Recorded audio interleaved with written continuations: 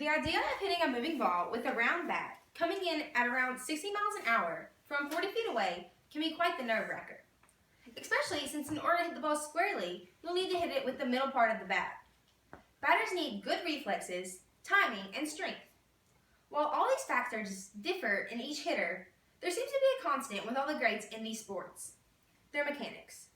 In order to be a successful hitter, three things need to be perfectly in sync together. These are your upper body, lower body, and your swing mechanics.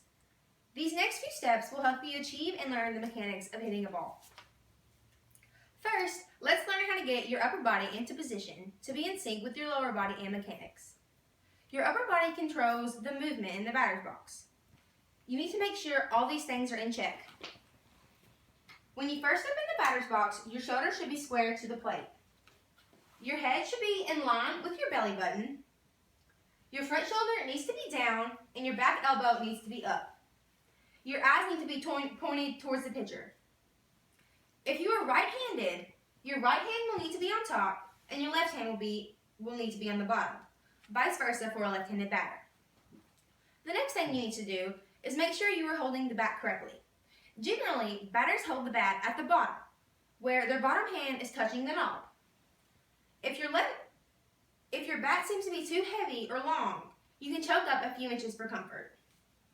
When holding the bat, you need to make sure of these things. Align your knuckles. You should align the knuckles that you would knock on a door with. This ensures a very strong grip and a good base for your swing.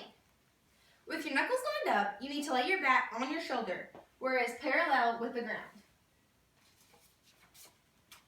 Next, lift your bat off your shoulder to a comfortable distance between your ear and shoulder.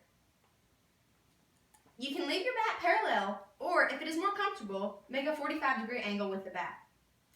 Next, you need to make sure your lower body is in the correct position to help aid in your power and swing mechanics. Three actions that make up the lower body movement are the step or toe tap, the heel plant, and the pivot. In order to have your lower half in correct position, you need to follow these steps. Your hips and feet should be squared to the plate. You need to be in a good athletic stance with your knees bent.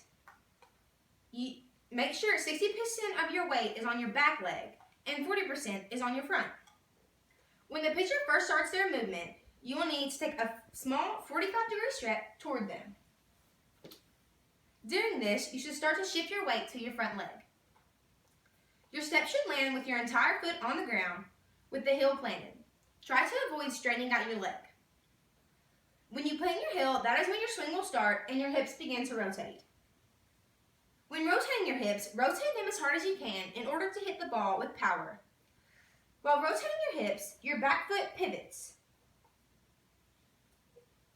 Think of squishing a bug.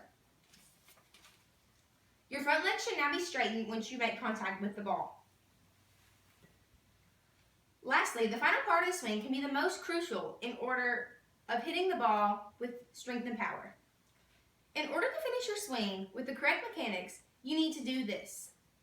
Once you make contact with the ball, you need to extend your arms straight out as far as they can go toward the pitcher. When you cannot go any farther, your hands will roll over and your elbows will bend. Until this, keep your hands palm up and palm down. Your hands should finish behind your head once they get around your body.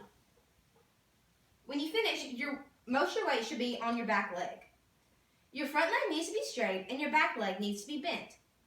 Make sure your eyes never follow your hit. They say focus on the contact point. Your head should never move. In conclusion, you see